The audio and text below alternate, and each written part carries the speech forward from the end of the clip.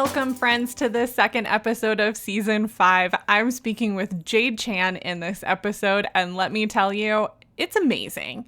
Jade is the Diversity and Inclusion Program Manager for Amazon Web Services, and she shares about diversity work in general and within a corporate space.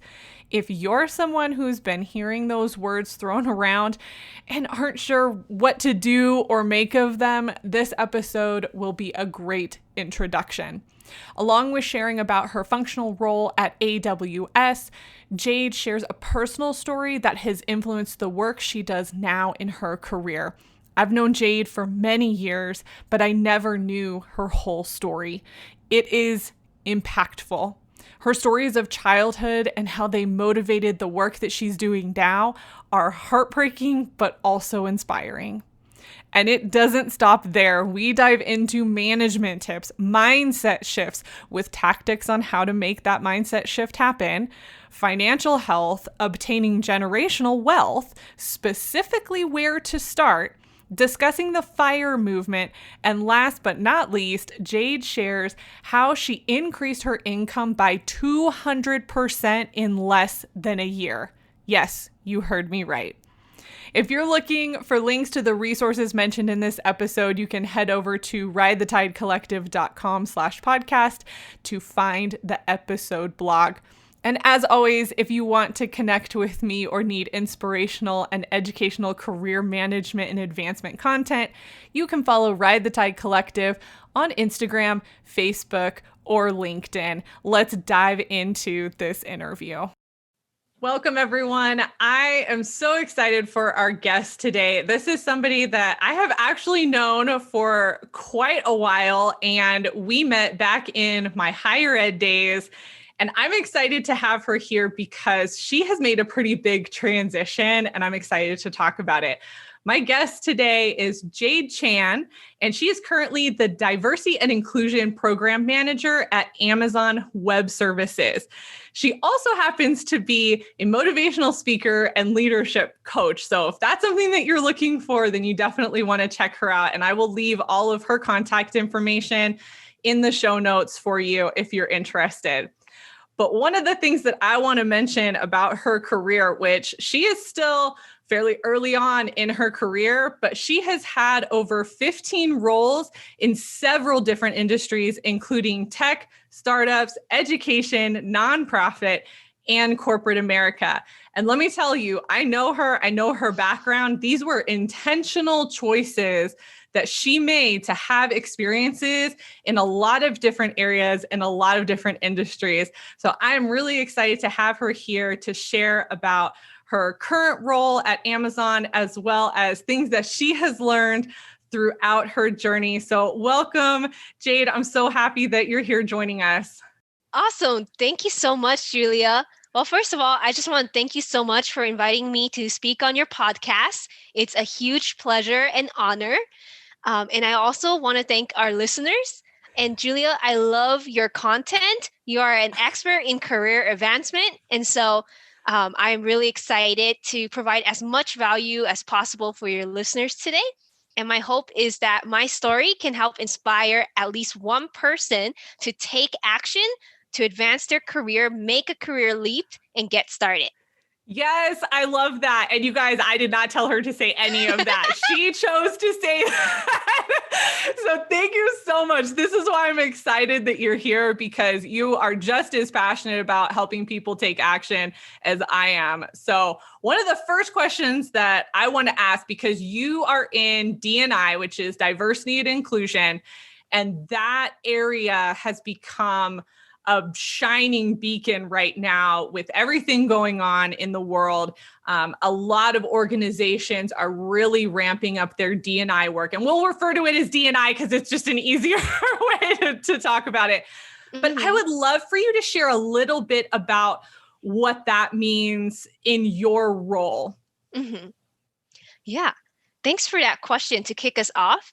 So, as Julia mentioned, I have the honor to serve as the Diversity and Inclusion Program Manager at AWS, which is Amazon Web Services. Now, at Amazon, we have a strict policy where we can't go into details about what we do. And so I'm I'm going to share a little in general about what diversity, equity, and inclusion work is about. And so my career path has always had the theme of being about inclusion and equity ever since I was a youth activist in my community. And so a couple of things about diversity and inclusion work is one, you have to be able to create empathy experiences for groups of people, for individuals, and for organizations. So you have to have three different tiers. You have to be able to work one-on-one with people to help them understand how to build that empathy muscle so that they can, because everybody has their own lens and their own life experience, right?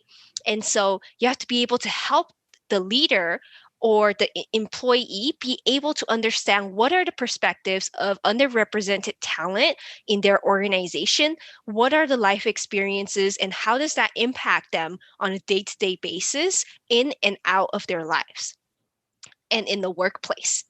And then you can do that in a couple of different ways. You have to be able to facilitate team building experiences, large scale events for large organizations so that you can highlight the marginalized voices that often do not get a platform to speak. And then second, it's a huge honor to do my work because one of the things is I am able to influence people and work with folks like HR, recruiting, or leaders, employees to help remove barriers to talent management systems. So what I mean by talent management systems is oftentimes there are so many layers that prevent a workplace from being able to keep, attract, engage, develop, and keep underrepresented talent, right? So we want to be able to advance and attract and keep these underrepresented talent because a diverse workforce is going to be able to help us build better products, help us make more money, and help us build a better culture where people are motivated. So, so removing barriers would be like looking at your job description, looking at the culture in your teams, looking at your hiring questions, all of those aspects. And then I'll talk about two more points before we move on to the next question. So one of them is you have to be able to change the culture in your organization. Look at where you are now, because everyone wants a sense of belonging. There's this saying that people don't leave companies, they leave managers, right? And if managers are all about an execution style, then people are not going to want to stay in that team or organization because people want to belong at work. They want to know that they have friends at work. They want to be able to enjoy their work beyond just executing to the task. And to be a manager, it's a huge honor. You have to love it. And you have to be able to help people feel included, people that don't look like you. Because, and the last thing is representation matters, right? And we know this. We know that representation matters. You can't do something if you don't see someone that looks like you. You can't even dream that it's possible. So if we don't see leaders that are leading Fortune 500 companies or in management positions that look like us, then a lot of people are not going to believe that they're able to do that. So it's finding ways to amplify underrepresented talent voices. I hope that gives a great overview, Julia. Yes, that was amazing. Awesome. Okay, I hope our listeners really heard that and understood, because Jade, what you did was you gave such a simple and easy to understand overview of what diversity and inclusion is supposed to look like in an organization. And I think that was such a great explanation. I think that's going to help people who are not naturally inclined to this work or who have never been exposed to it and they hear it, they're hearing it being thrown around at their organization, but they don't know what to do with it, because I think a lot of organizations right now, as we've been seeing throughout 2020, they're just dipping their toe in the water of what D&I actually means and what it looks like at their organization. So I think you're seeing a lot of documents being thrown around and a lot of statements being made, but to understand what action looks like, you just articulated that so well. And one Thank thing you. I want That to was the tip of the iceberg. Oh yeah, I know. I know. I am also very passionate about D&I work. So that's part of the reason I wanted to have you on, because I think people need to understand from just a functional standpoint, what is this work and what does it mean? And one thing I want to touch on that you said, one of the first things that you said was the empathy piece. And I think for individuals who are listening right now, that is one of the main pieces that all of us can control first, is our level of empathy around the people that we work with and are in community with, all of that. And so I'm so glad that you talked about that, because I think 2020 and everything that has gone on with the pandemic has given quite a few people a different level of empathy than they're used to having, because we were all in the same situation. We were all in the same boat. But then as time goes on, sometimes we forget, right? Like that empathy can drop off. So I'm really thankful that you were able to come on and just even share that piece, because I think that is something we can all control first, is how we're reacting and how we're seeing a situation, how we're perceiving something. So thank you so much for sharing that. That's great. Absolutely. I'm just going to give one final note to follow up on what you said. It's really about making sure that diversity, equity, inclusion is a movement and not just a moment.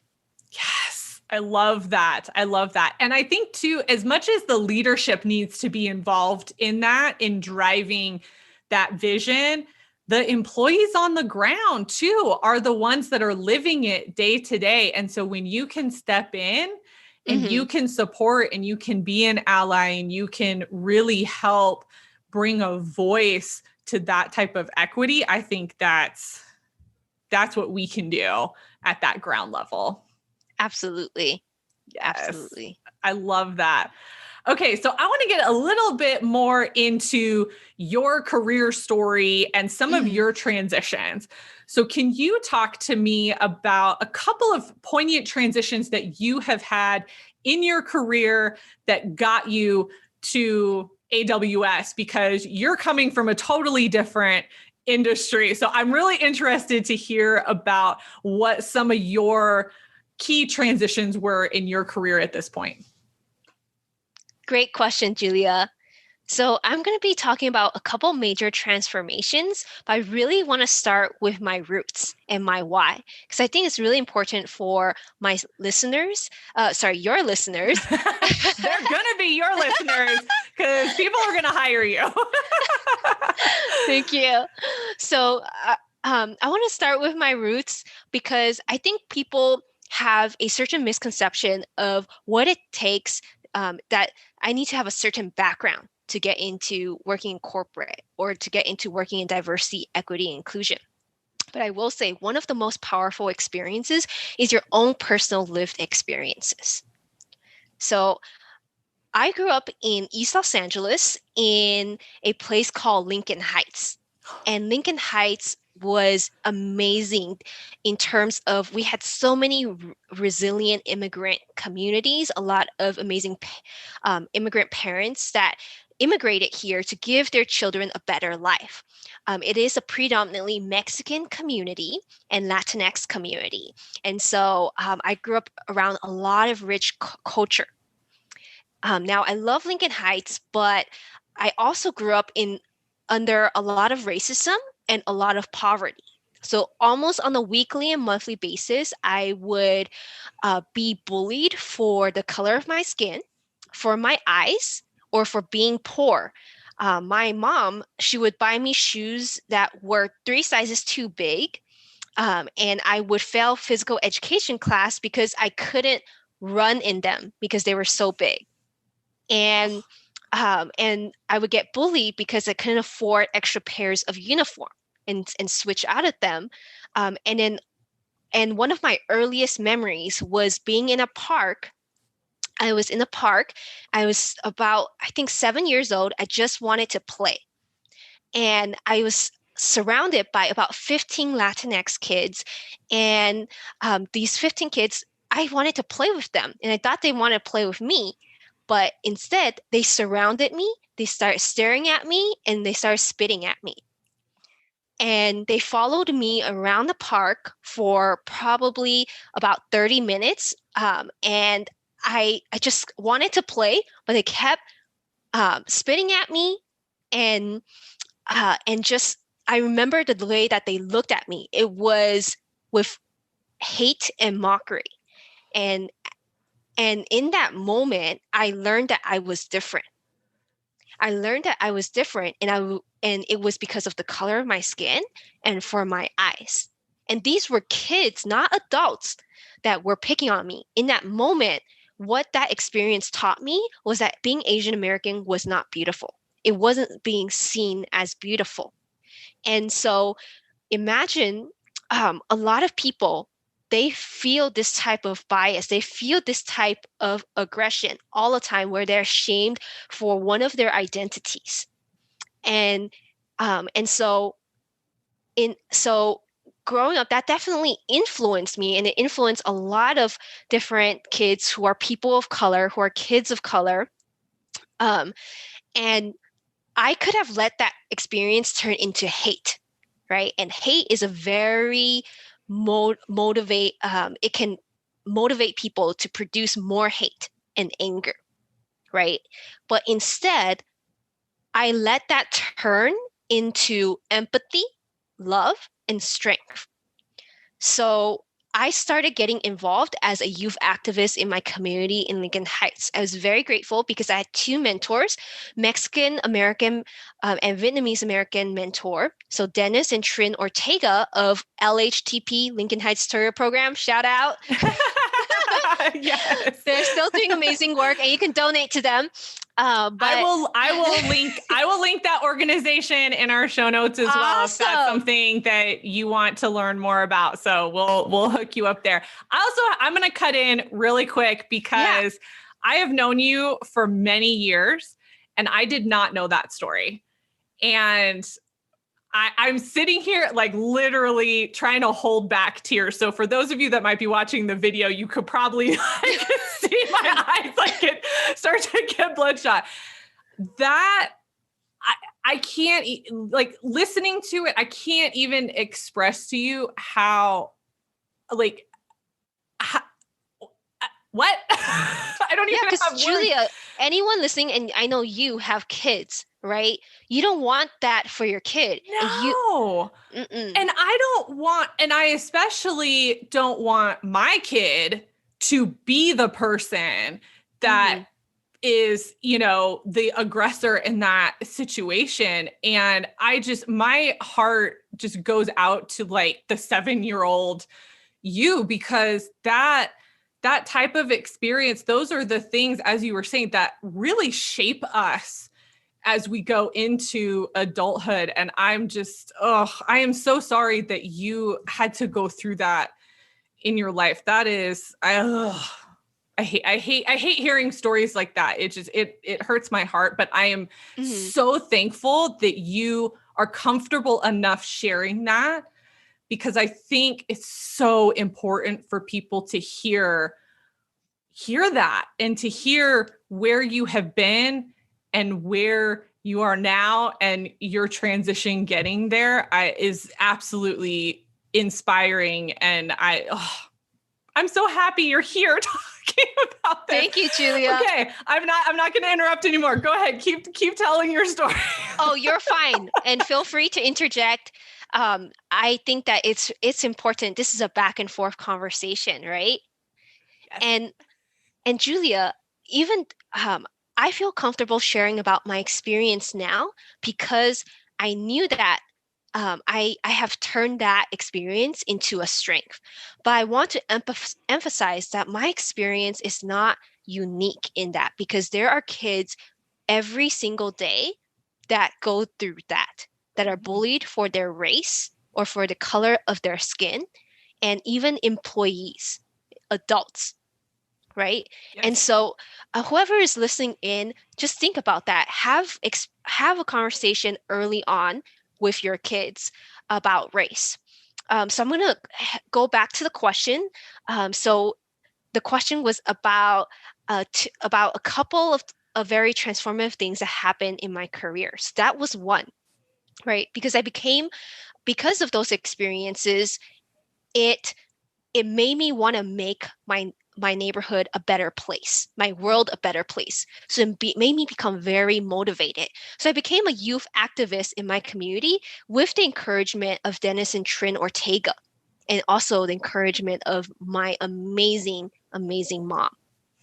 And so I became a youth activist, and I helped bridge Asian and Latino youth in the community, so that instead of hate, we would come together. We would do volunteering events. We would raise money so that we could go on college road trips. As we were learning about college, then we were helping other students learn about college so that we can go on to college and build generational wealth so that our kids can have a future where they have more opportunity.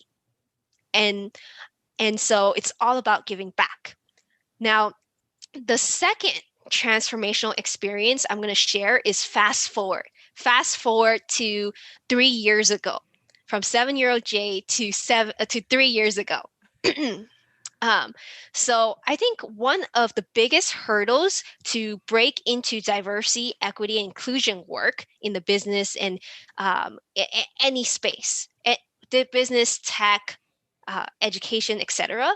One of the biggest hurdle for people is they don't believe that they can make the transition. A lot of people, they want to go from education or nonprofit into D&I work in government sector, tech sector, business sector, and they don't believe that they can do it. And that was one of my biggest hurdle, was my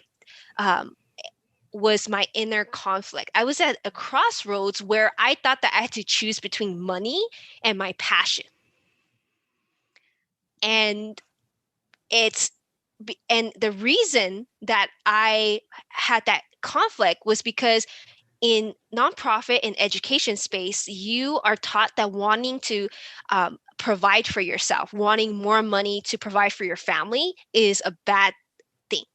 And a lot of times they'll make you believe that corporations are evil, etc. But it took me a long time to unlearn that toxic mindset, if you will. Oh, yes. Where I yes. learned I don't have to choose between passion and money. You can have both. You can have both of those at the same time. And for a long time, I blamed the system. I was like, wow, I've been working in this field. I've had over 10 positions in this education field, but yet I don't even have the financial means to be able to live the life that I want, or that I want for my family to help my mom retire. So I blame the system. Why is the system doing this to educators, to people of color, etc.? But it is easy to blame the system, but no one ever succeeded because of blame.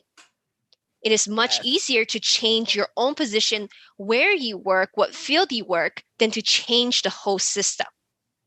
The system needs to change, but sometimes it's not your fight right now. There's more important things to fight for. I love that. Okay. You guys know I come out of higher ed, so I resonate with what you just said. There is this idea out there within education. I don't think higher ed is the only educational space that exists. I think we're seeing it, especially with our K-12 as well. And oh man, you are taught that you are not in it for money. You are in it because you care, and you keep doing it because you care, and you take on more work and you take on more responsibility. And when you're front lines, meaning you're the one working directly with students, it's even worse in some cases because your attachment to the students and wanting them to succeed and recognizing the good work that you are doing, that's what keeps you tied into higher ed until you yourself have an experience, and it could be anything, where you recognize there has to be more to this. There has to be something else. And for those who are listening who are in higher education and love it, awesome. That's amazing. This isn't, we're not making a blanket statement here, but there's also research out there that shows that the turnover in specifically student affairs, which is where you and I came out of, so not professors, not actual teachers within higher ed, but the other side of the house, student affairs, the turnover there is insane. Like, I think people leave the field within 5 years. The majority of them leave the field within 5 years. Mm-hmm. And it's some of what you're talking about. It's that burnout factor and the fact that you can't live, you don't make enough money to pay your bills and live in whatever city that you're in. And it's awful. So thank you for sharing that, because I think it's important for people to recognize if you're not getting what you need in your current position, in your current industry, in your current company, and you're literally trying to fight the system of it, it's not worth it at this point. Because what if you could get out and do something else and fight the system another way? Absolutely. Absolutely. Yeah. I have one more point. It could probably touch in on one of your other questions as well, but I'm going to share one more kind of nugget for people who are looking to, one thing that really helped me in my career transition. And thanks so much for your thoughts there, Julia. The third thing that I want to share is when you have decided, once you pass the hardest part, which is that mindset, right? Then once you make the decision, then you have to run with it. And you have to run with it consistently. And it's called the law of attraction, where you have to share with your dream. You have to share your dream with the world. And you have to start rebranding yourself completely, from your resume, how you introduce yourself at networking events, your cover letter, your LinkedIn, everything. So once you say, I want to become a diversity inclusion program manager at tech industry or whatever role you want to be, then you go out there. I was going out to networking events and I would pick up the mic and say, hi, I'm Jade Chan, and I want to become a diversity inclusion leader in tech. And people wanted to help me because I shared my dream with the world. And people would introduce themselves to me, or I would walk up to a leader at Amazon, at Microsoft, at Zillow, and just introduce myself and share. And they said, hey, I want to help you get there. Let's do an informational interview. Give me your resume, etc. So you can't do that right now in person, but you can still do that virtually or on LinkedIn. So you have to completely rebrand yourself online and in person. Yes, I love that bit of advice, because that aligns with what I'm sharing all the time. Absolutely. So I hope you guys are listening to what she is saying. And I think with LinkedIn, one of the tips that I like to give people is your LinkedIn should reflect where you want to go in your career. Not necessarily where you've been. Now, there are some people out there who are using LinkedIn for sales purposes for their position, and that's totally different. So if you're one of those people, and your company is paying for you to have premium to do outreach and stuff like that, that's a different situation that you're in. But if that's not you, you are somebody who is trying to figure out, what is this next thing that I want to do? Once you figure that out, highlight the skills and the projects and the situations on your LinkedIn that are going to support where you're headed. So just because you did something in the past, if it's not supporting where you're going, then I would take it out, because that's part of getting it in your head. I love that you're introducing yourself as where you want to go. I think that is so important. And people forget that because they revert back to what they know. Well, I am currently this thing. I am currently in this position. Okay, great. But is that where you want to go in the future? So, such great tips, Jade. Thank you so much for sharing that. Absolutely. And y'all take notes because Julia just dropped some nuggets in there as well. Thank you. Thank you. Okay. So along with continuing to drop knowledge on our listeners, this is an action-packed episode, let me tell you. Okay. What are a few pieces of advice that you have for people trying to advance in their career, and maybe some things that you would have done differently at certain points in your career? Mm-hmm. That's a great question. I'm going to start with one tip is you have to block out the naysayers. Like my mentor, Tinsy Taylor, always says, consider the source. Yes. There are, and consider the source, including yourself and your own voice. Because sometimes you have that negative voice telling you you can't do it, right? Yes, that is a huge point that I think a lot of people don't recognize, is sometimes you're your own worst enemy in these situations. Absolutely. So I'm gonna share about those 2 points of blocking out naysayers. One is, like Julia just said, we can be our own worst enemy sometimes. So we have to watch out about the type of energy that we are holding on to. Are you sick about complaining about how exhausted you are or how underpaid you are? If you are, then stop talking about it. Start talking about what you want to do. I remember my husband called me out because I kept talking about that. And I didn't realize that I was keeping that energy alive, right? I was so sick about talking about how underpaid I was and how exhausted I was from that. And I would share that with anyone that would listen, right? And so once I snapped out of that, I was like, oh my goodness, I have to start telling a different story. Yeah. Because people are not attracted to that. And so everywhere I went, I started introducing myself as the D&I leader, and that I wanted to take my education with me into the tech world, into the business world, so I can transform those spaces. I want to take my education with me. So that was blocking out the naysayer in myself and rewiring that. Now, the second part about blocking out naysayers of other people. So a lot of people, including your greatest mentors or advocates, are going to have limits on what they think you can achieve, but it says nothing about you and your future. It says what it says what they think from what they have learned, right? So people kept telling me that I couldn't do it. They told me that I have to put XYZ years in before I can make this income, before I can become a director. I have to get a PhD, put in 2 years here, 5 years here, 10 years here. Then maybe I can make 70K. Then maybe I can become a director. And for me, I was like, ain't nobody got time for that.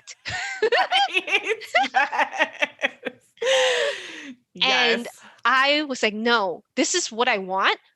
I don't see anyone that has made the transition that I have done, or I don't know anyone personally, but you know what? I'm going to go find those people, or I'm going to trailblaze my way there. So you have to release the previous versions of yourself to become the version that you want. Yes. So trailblazing, that. Oh, I was working with a client a couple weeks ago, and we were talking about that because she had a very similar take on, she was not seeing people that looked like her in positions that she wanted. And I said to her, look, you're a trailblazer.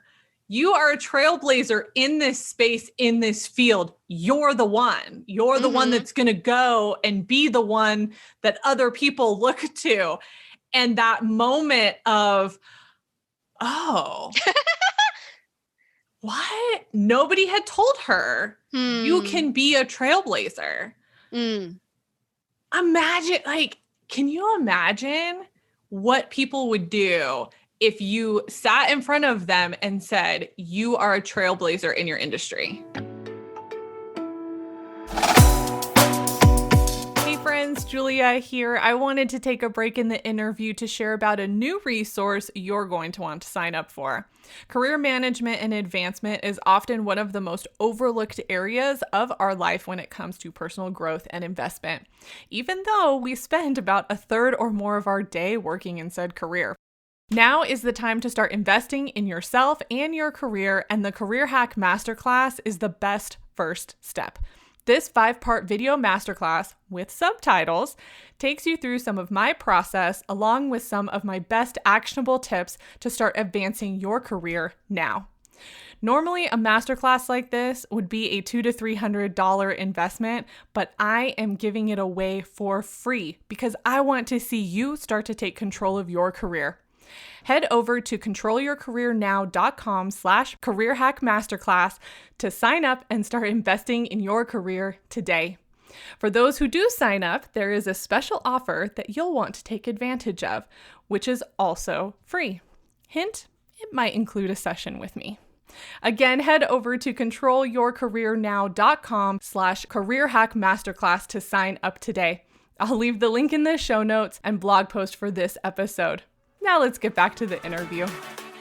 That is mindset shifting 100%. So if you're out there and you're managing people, I think that's a really great management strategy of how do you find something within your people to say you're a trailblazer in this area, or, you know, what is something to really get them connected to what they're doing. I love that so much. Thank you for sharing that perspective, because I think it's so important for people to understand that as well-meaning as mentors are, they are still human and they still have their own lens and their own view.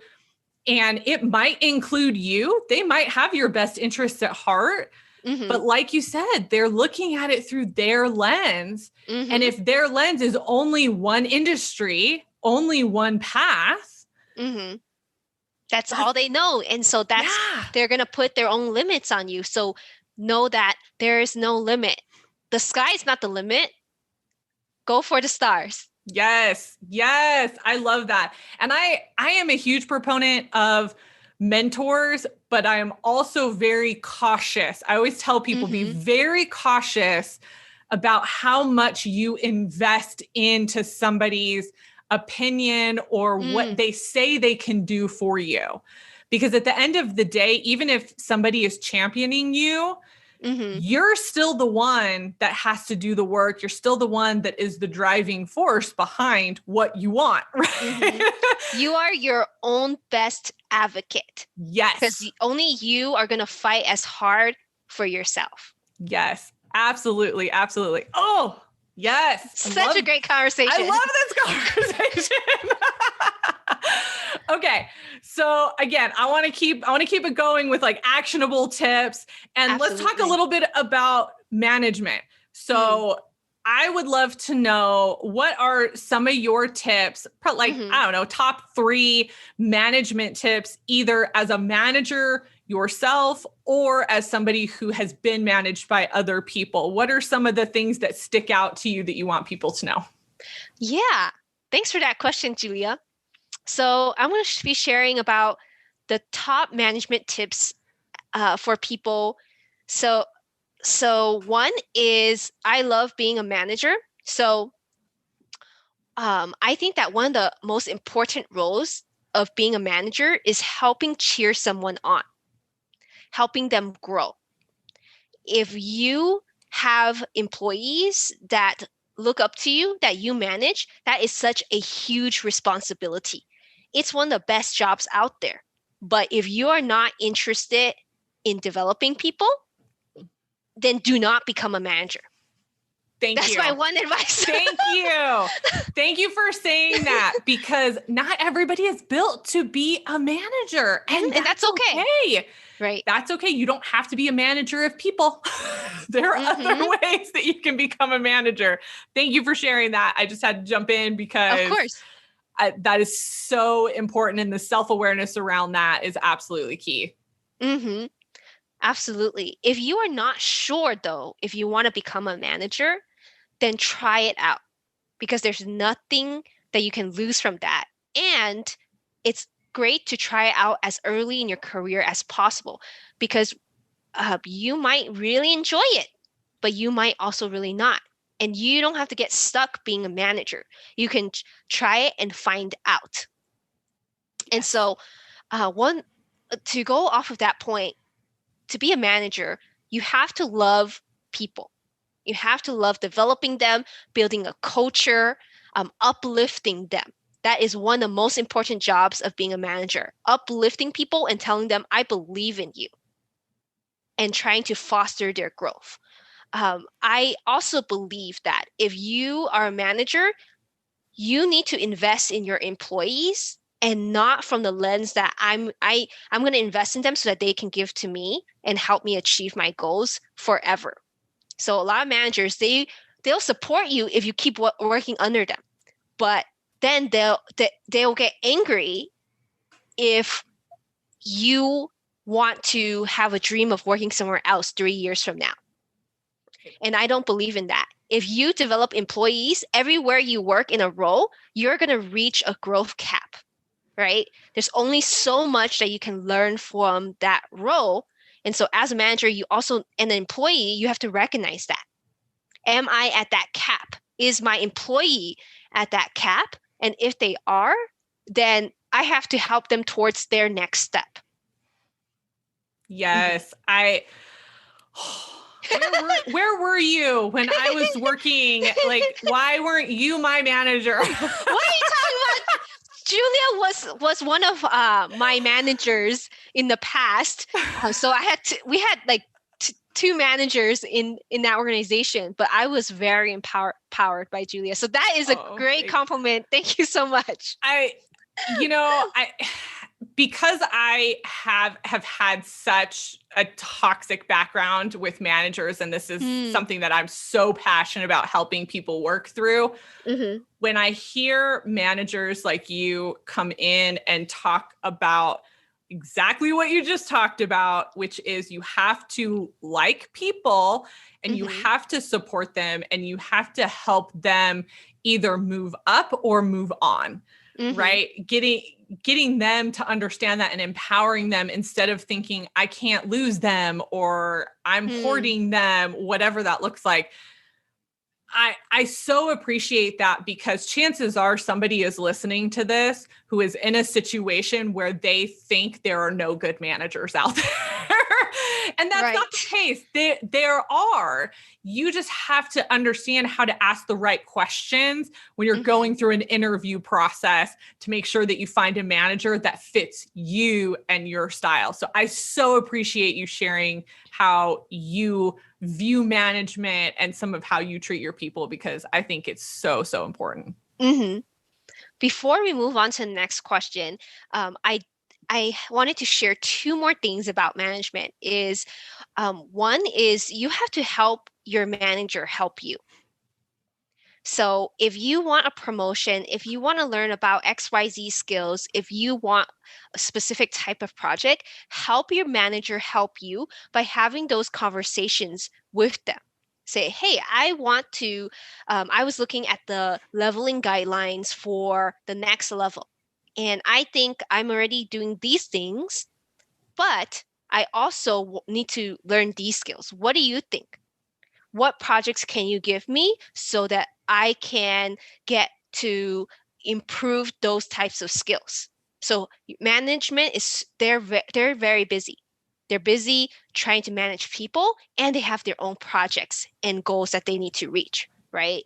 And so you have to be your own best advocate. I'm going to say something that a lot of women and a lot of people of color and just a lot of employees in general, they are not as comfortable in some cultures to be to say that vocally.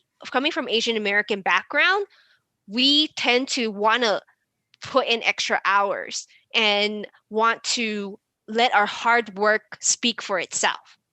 And so we are not as verbose in sharing our wins. And so that's one thing that I'm very cognizant of, and that I try to share not only my wins but other people's wins. And when was a manager, I try to help my employees share their wins as well. Mhm. And then last two things is I want to encourage people to get these two books. One is Managing with Aloha by Rosa Say. And the second is The Making of a Manager by Julie Zuo, who's the former VP of product design at Facebook. These two are incredible books that can help you become a better manager, or if you're just interested in becoming one, get these books. Awesome. Yes. Okay. I will also link those and put those in the show notes so that people can access them, so you don't have to worry about writing that. Is that your recommendation, your book recommendations for my other questions? You have more? Okay, great. So I'm so passionate about resourcing people. And one of the things when I started this business and this podcast specifically was everybody deserves to have career education in some way, regardless of what level you're at and all of that. That's why I started the podcast initially, and it's why I continue to do it. And so I love sharing these types of resources. And that's why one of my questions is around, what is a book that changed your perspective on your career and life? Because I just feel like there's so much information out there that people don't realize. And I want to make sure that it's available. So unless you had any other management tips, I would love to know what other books are on your recommendation list for our listeners. Absolutely. I'm going to give a couple, but I won't go into details about them. So is that okay with you? Yeah, that's awesome. Great. So there's a lot of great information out there. And these are some of the ones that really helped me change my perspective to live a better life and also to grow my wealth as a young woman of color. So one is Ramit Sethi. He has a book called I Will Teach You to Be Rich, and he comes from humble beginnings. He has a really amazing website and free email list. Definitely get on that. And then second is Million Mile Secrets. I learned how to travel hack growing up, then go on many trips because my family did not have the financial means to. And so I learned how to travel hack, and I paid for over 4 trips to Hawaii and a 5-star hotel in Bali with points through travel hacking.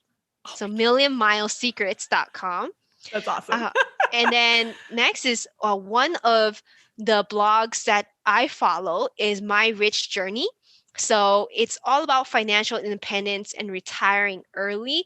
I know we have a question on that later. Yes. It's this amazing Black multicultural couple with 2 kids who retired after starting the FIRE journey after 8, and it just took them 8 years, and they're civil servants. Wow. So My Rich Journey website and also their YouTube channel. And then a couple more. Yes, go share. I love it. So one of the things of being an ambitious person and a person that exudes love and positivity is you have to keep your mind positive and you have to feed it with good things, right? Your brain and your mind. So follow Dharman, Nas Daily, Jay Shetty, and then also Daniel Amen, Oprah, of course. Follow them, their life lessons.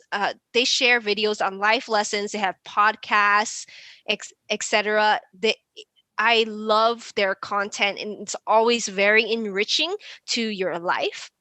And if you enrich your life, it's going to flow to all areas of your life, including your career. also get Tinsy Taylor's book on Terror to Triumph, because she talks about overcoming bullying. I'm sure a lot of Mm. people who are listening have had an experience with bullying, and she talks about her transformation. And she's my mentor.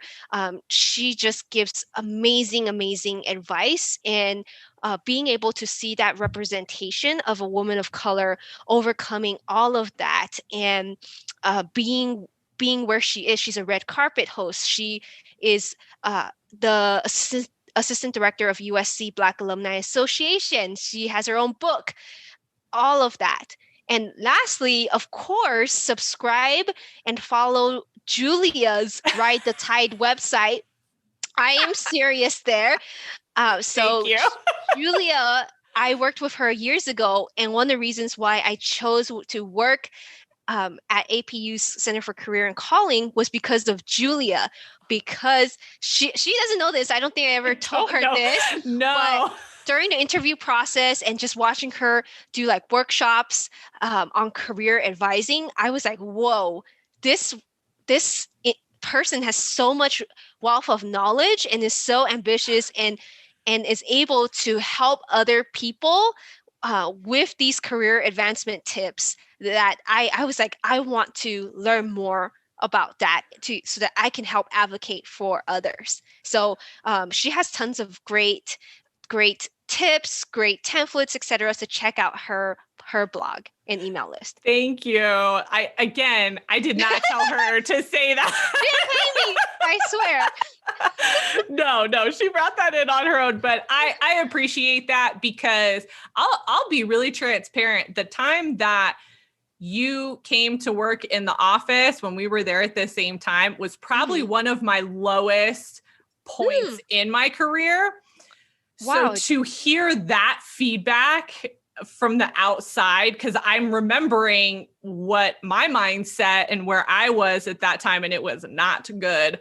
So to hear that, I think, is encouraging to me. That one of my things as a manager, and this was something that I tried really hard to do, I like to be transparent. I like people to understand what I'm going through at a certain level, but I also do not want to burden my staff with my own issues, things that I'm going through.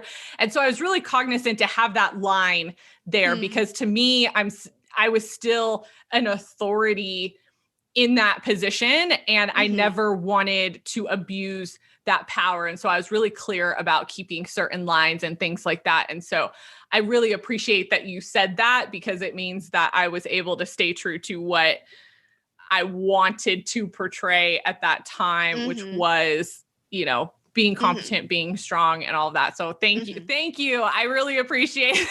Absolutely. Appreciate the plug. And that was a great advice, management advice as well, right? Yeah. Well, and coming out of higher ed, and I feel like you can probably attest to this, I saw a lot of people, a lot of managers and people at very high levels cross a lot of boundaries that I thought it was just not appropriate, and not in, it sounds worse than I'm making it, but to me, no, it's real. Yeah. It's real. And I think people can relate to that. Absolutely. Yeah. Like, I think you can be friendly, and you can have a relationship with your manager and with your leaders. But to me, there's also a line there of, of what that looks like. And obviously culture of the organization plays into that and all of that. But I still personally, I hold that boundary. If you're not somebody that does, that's fine. It depends on your style and your organization and what's appropriate and all of that. But for me, that was something that was important, and I always tried to hold to that.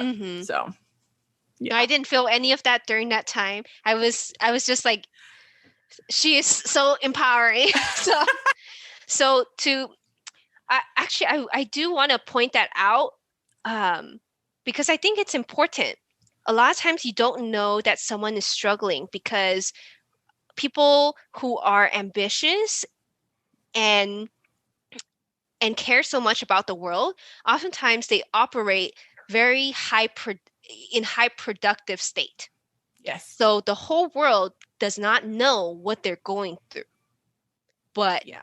and they're still able to achieve all of these things and help people, yet they're going through so much inside.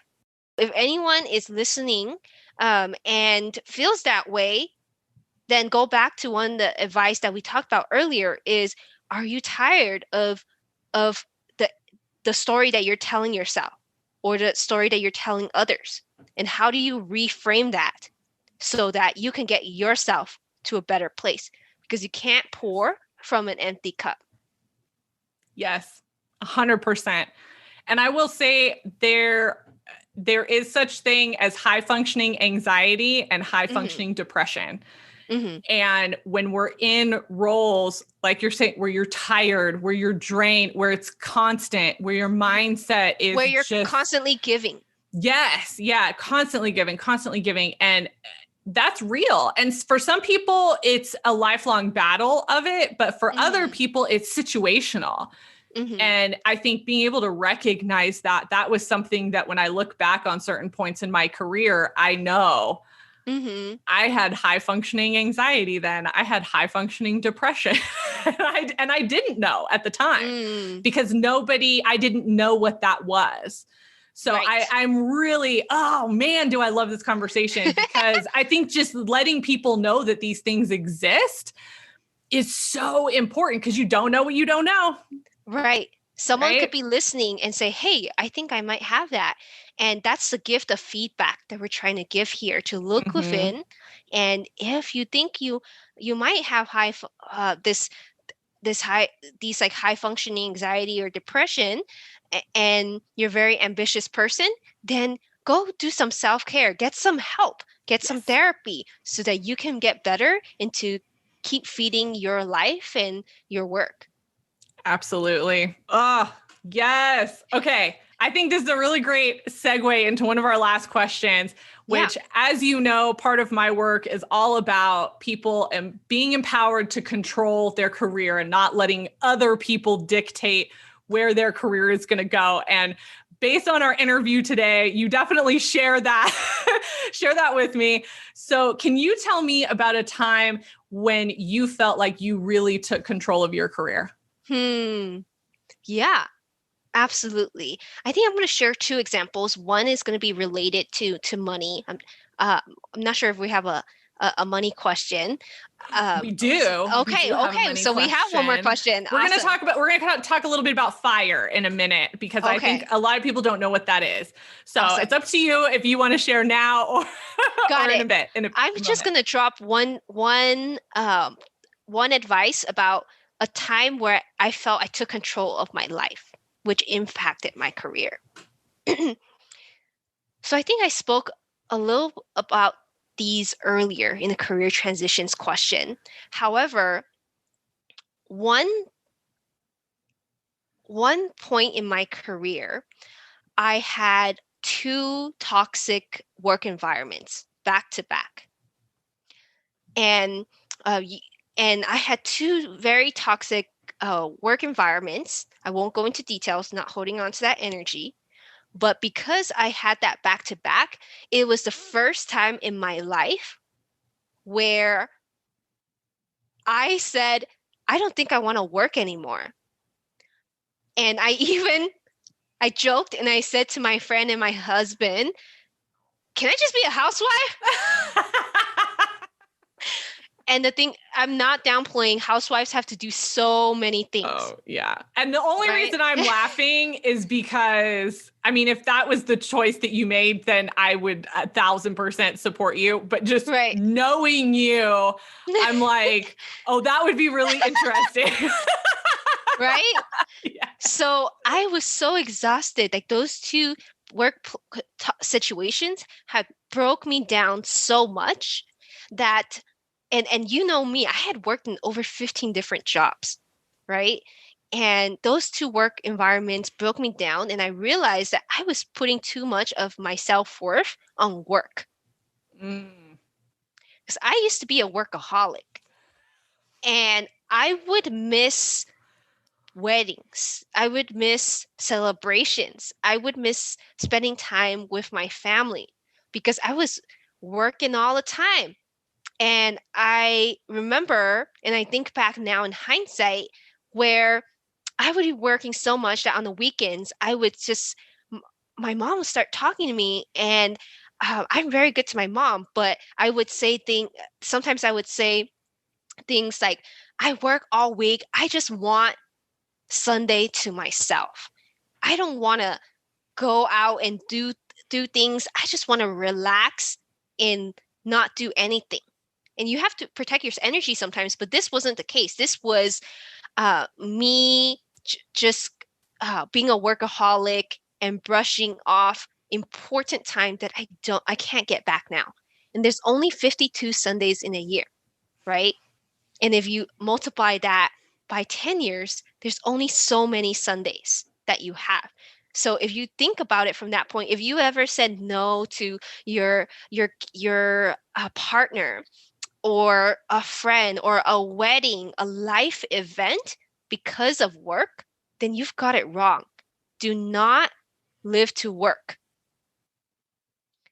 And that is one of the biggest things that helped me to control of my life and ultimately influence my career and everything, because I started seeking abundance from life. And that gave me so much more joy. It gave me the chance to look in a mirror and recognize myself because I'm pouring into myself instead of this large entity. Mm-hmm. Yes. Yes. Oh, so important.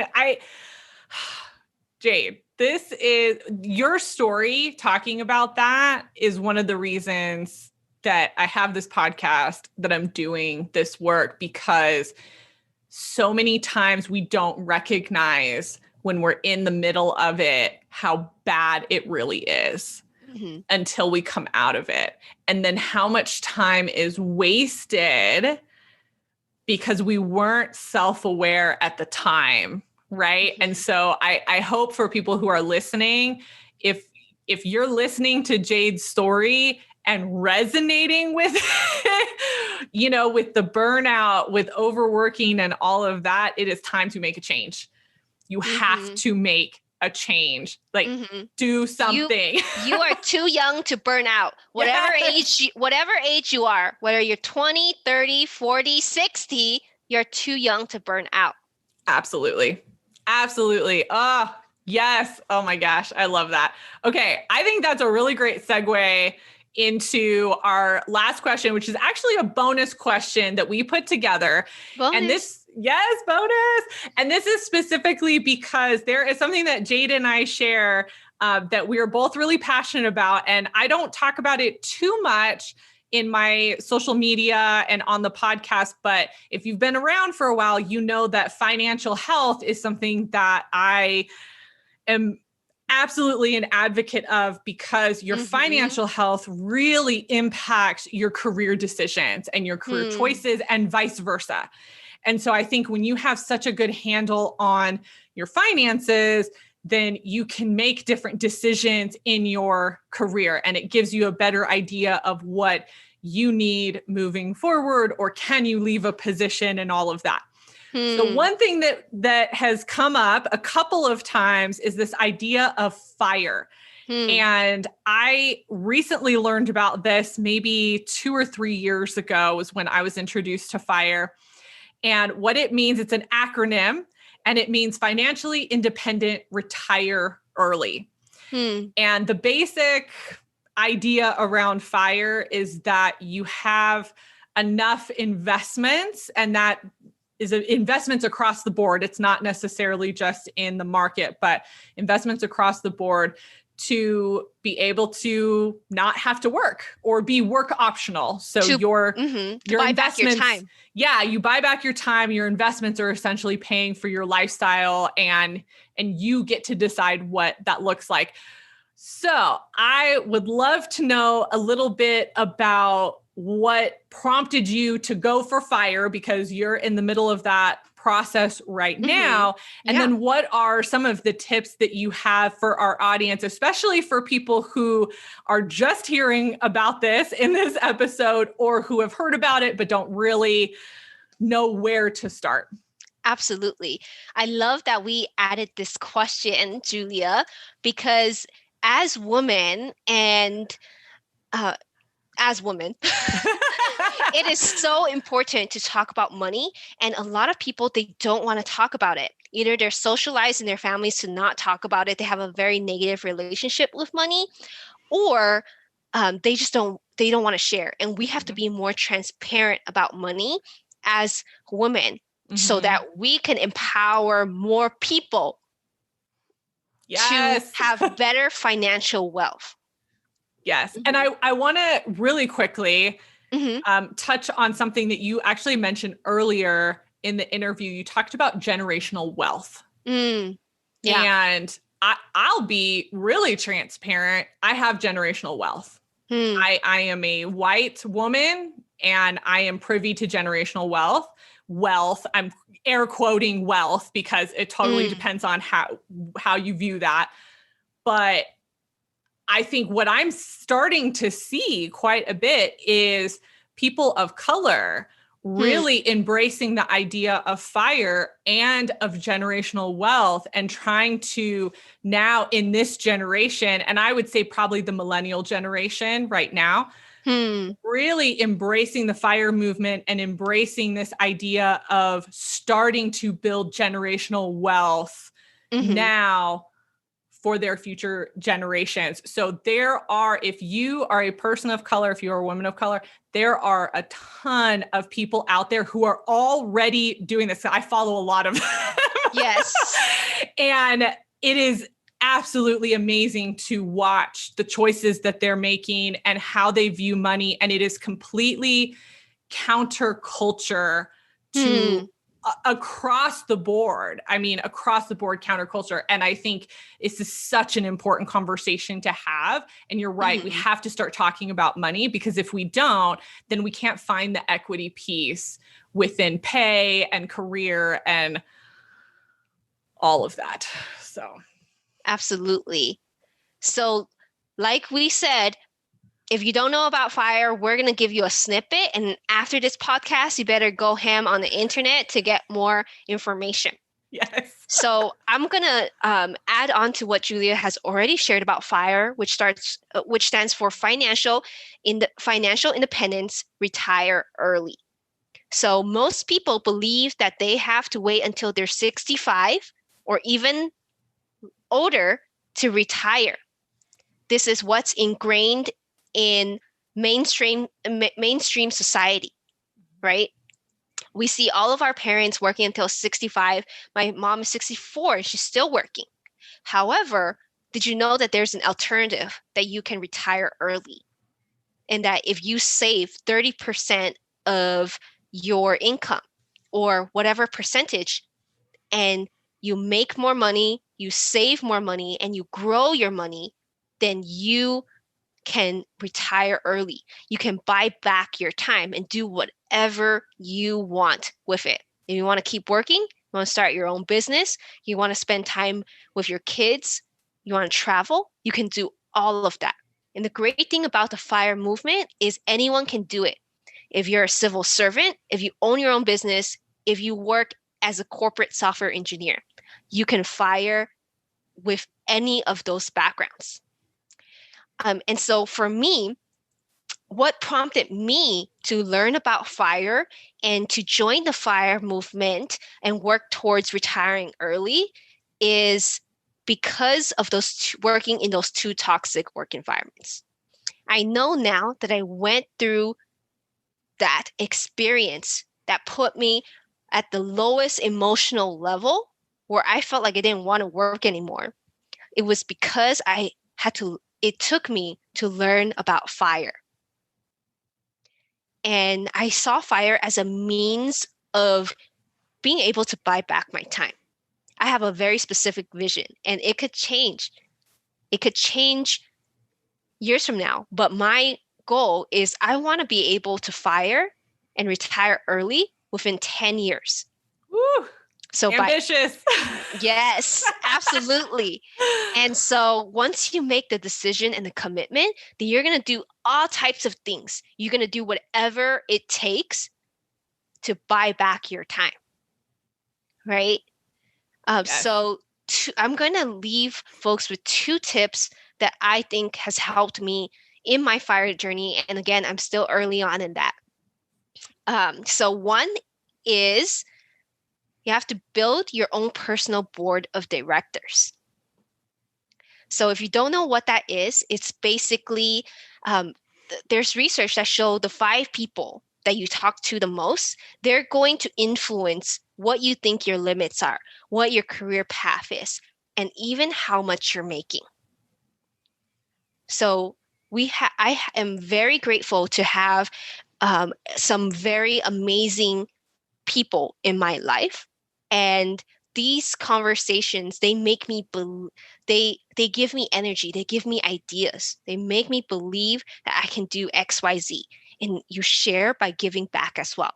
So build your own personal board of directors and think about who is in your life and who are you investing in and who is investing in you.